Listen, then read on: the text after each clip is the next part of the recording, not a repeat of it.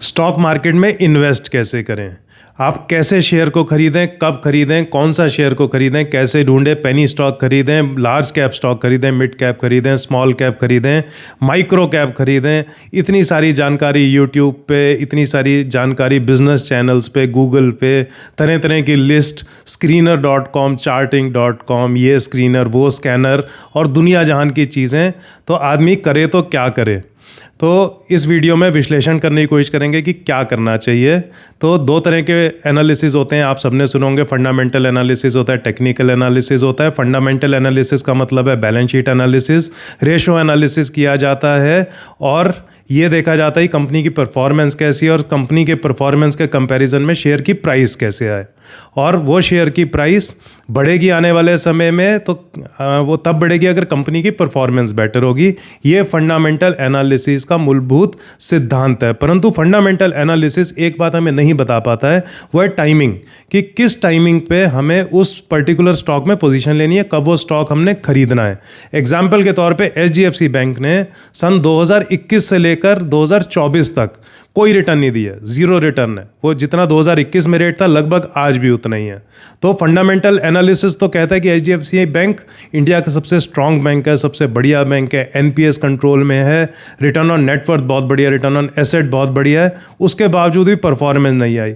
उससे ज़्यादा रिटर्न तो उस व्यक्ति को आ जाती जिसने बैंक FDR में इन्वेस्टमेंट की थी बजाय HDFC बैंक के, और उसका कोई रिस्क भी ना होता, क्योंकि स्टॉक मार्केट में रिस्क तो होता ही है। यू नेवर नो कब स्टॉक मार्केट क्रैश हो जाए एंड यू नेवर नो कब स्टॉक मार्केट एकदम से रैली कर जाए। तो फंडामेंटल एनालिसिस अपने आप में पूर्ण एनालिसिस नहीं है, जबकि आपको बहुत लोग इसको एडवोकेट करते हुए मिलेंगे कि फंडामेंटल एनालिसिस सबसे बढ़िया है और आप वो शेषनाग की तरह कुंडली मार के एक शेयर पे बैठे रहिए और वो फ्यूचर में आपको अच्छी रिटर्न देने में सक्षम होगा। हम इस बात से डिफ़र करते हैं, क्योंकि लगभग 20 साल से ज़्यादा के इस फील्ड के अनुभव में हमने देखा है कि फंडामेंटल एनालिसिस ज़रूरी है, अच्छा है, परंतु फंडामेंटल एनालिसिस आपको सक्षम नहीं बनाता है कि आप किसी स्टॉक में पोजीशन ले पाएँ और प्रॉफिटेबल रह पाएँ। और दूसरा जो एनालिसिस होता है वो होता है टेक्निकल एनालिसिस। वो होता है कि चार्ट को स्टडी कर करके हम देखते हैं कि कौन से स्टॉक में पोजीशन लें, कौन से स्टॉक में पोजीशन छोड़ें, कब उसको खरीदें, कब उसको बेचें। और उसमें तरह तरह के इंडिकेटर यूज़ होते हैं, प्राइस एक्शन यूज़ होते हैं, पैटर्न यूज़ होते हैं।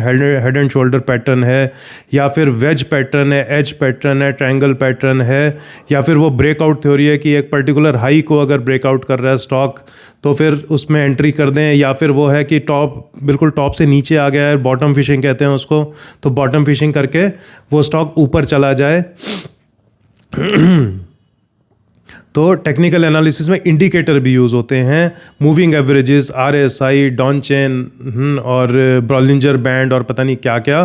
तो टेक्निकल एनालिसिस अपने आप में भी बहुत बहुत ज़्यादा कॉम्प्लिकेटेड और बहुत ज़्यादा कंफ्यूजिंग आस्पेक्ट है। तो करें तो क्या करें, फंडामेंटल एनालिसिस करें कि टेक्निकल एनालिसिस करें।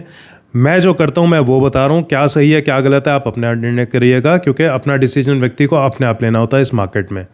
तो मैं तो फंडामेंटल एनालिसिस में बस ये देख लेता हूँ कि कंपनी कौन सी अच्छी है। जो कंपनी की मैनेजमेंट में मेरे को लगता है कोई इशू है, कोई झोलझाल है, या शेयर होल्डिंग पैटर्न मेरे को बहुत वीक लगता है, मैं उसमें एंटर नहीं करता हूँ। और एक चीज़ मैं और देख लेता हूँ कि कंपनी में जो प्रॉफिट है वो आना चाहिए और कंपनी का कुछ टर्नओवर ठीक ठाक सा होना चाहिए depending on the market cap. तो ये मैं देख लेता हूँ कि ऐसा ना हो कि वो केवल एक शेल कंपनी ना हो। तो ये मैं फंडामेंटल एनालिसिस में देखता हूँ। मेरे को इस बात से फ़र्क ज़्यादा नहीं पड़ता है कि प्रॉफिट ग्रोथ कितनी है। एशियन पेंट की इतनी अच्छी प्रॉफिट ग्रोथ रही है, पर मार्केट ने अब उसको बुरी तरह से पीट के रख दिया है। तो ज़रूरी नहीं है कि जो प्रॉफिट ग्रोथ वाले शेयर हों वो हमेशा भागते ही रहें। अभी मैंने HDFC बैंक का आपको उदाहरण दिया ही था। आज से अगर 8-10 साल पहले चलें तो पुंज लॉयड एक कंपनी होती थी, बहुत बढ़िया प्रॉफिट ग्रोथ थी, बहुत बढ़िया ऑर्डर बुक थी, बिल्कुल पिट गया। आज मेरा ख्याल है 2-4 रुपये का हार्डली आ गया, पेनी स्टॉक आ गया। किसी ज़माने में 400 रुपये का होता था। यही JP एसोसिएट्स के पूरे ग्रुप के साथ हुआ। जो रियल एस्टेट की कंपनियां नहीं, यूनिटेक, पारसनाथ, इनके साथ भी है। ये ओमैक्स इतनी बढ़िया कंपनी थी रियल एस्टेट की, ये सब आज बिल्कुल नेस्त नाबूद हो गए, बिल्कुल ये ऑलमोस्ट ज़ीरो पे आ गए हैं, पेनी स्टॉक बन गए हैं। एनीवे, तो टेक्निकल एनालिसिस में हम ये देखते हैं कि उसकी वेव कब शुरू हो रही है। जैसे लहर आती है, चुनावों में हमने सुना है अब की बार इसकी सरकार और उसकी सरकार, लहर आती है, तो हम देखते हैं कि उस शेयर की लहर कब आ रही है। इसको देखने के लिए कोई टूल है, आपको हम इसी चैनल पे कुछ दिनों में बताएंगे। हमारा पूरा प्लान है कि ये ज्ञान आपको दें। तो जब वो वेव शुरू होती है जब वो वेव शुरू होती है तो फिर हम एंटर कर जाते हैं, और वो जब वो वेव ख़त्म होने वाली होती है हम एग्जिट कर जाते हैं।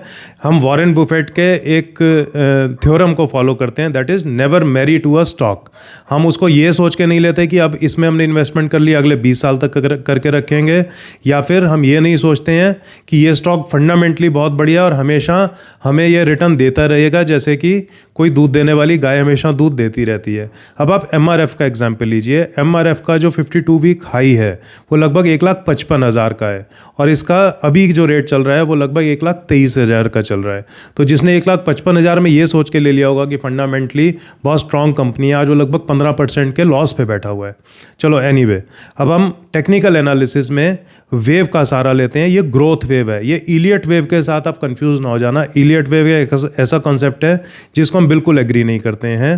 तो ये ग्रोथ वेव हमने अपने आप नाम दिया है। ये वो है जब स्टॉक अपने लोएस्ट पे होता है और अपनी मैक्सिमम स्ट्रेंथ के लिए वो तैयार होता है लगाने के लिए, और फिर उस स्ट्रेंथ के वजह से, उस वॉल्यूम के स्ट्रेंथ की वजह से, बाइंग इंटरेस्ट के स्ट्रेंथ की वजह से फिर वो अपने ऊपर चलने की यात्रा को शुरू करता है।